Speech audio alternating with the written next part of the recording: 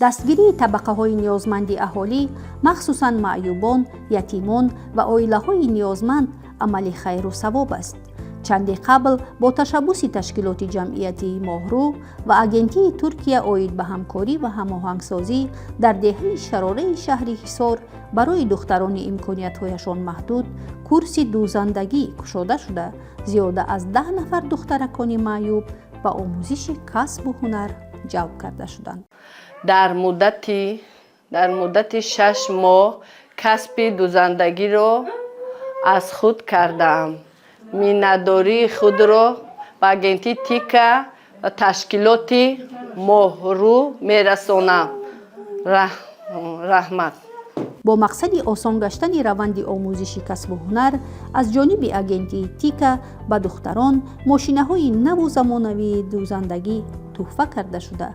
طول 6 ماه دختران امکانیت‌هایشان محدود که دارای نمودهای گوناگون معیوبیت می‌باشند تحت نظارت و راهنمایی بانوی هنرمند و گلدست لطافت سعید و نازکی‌های هنری دوزندگی را از خود نمودند.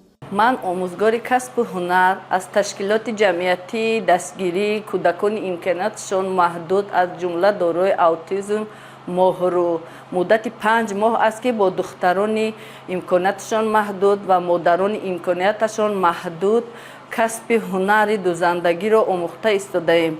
ما اول از کاغذ و فلزچت استفاده بردیم.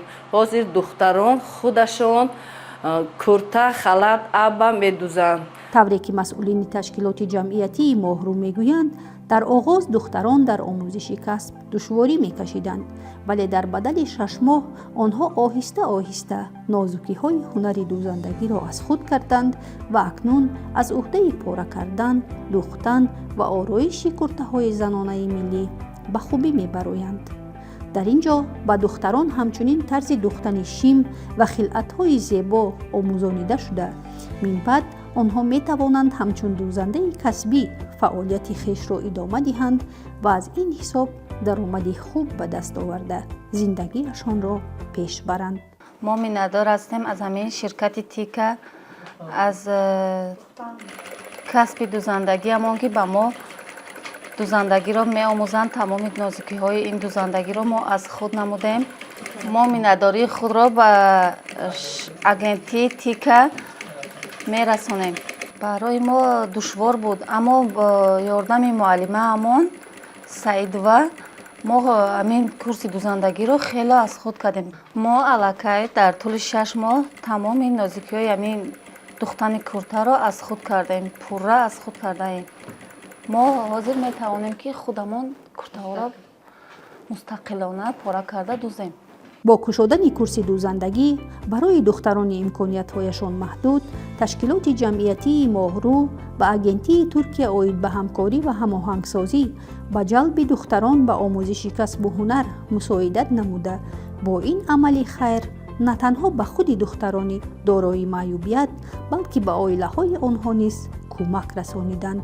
در تاجیکستان تیکا از سال 1995 این جانب صدها لایحه مفید را در سمت معارف، تندرستی، کشاورزی و رشد ذخیره‌های انسانی راه اندازی نموده است.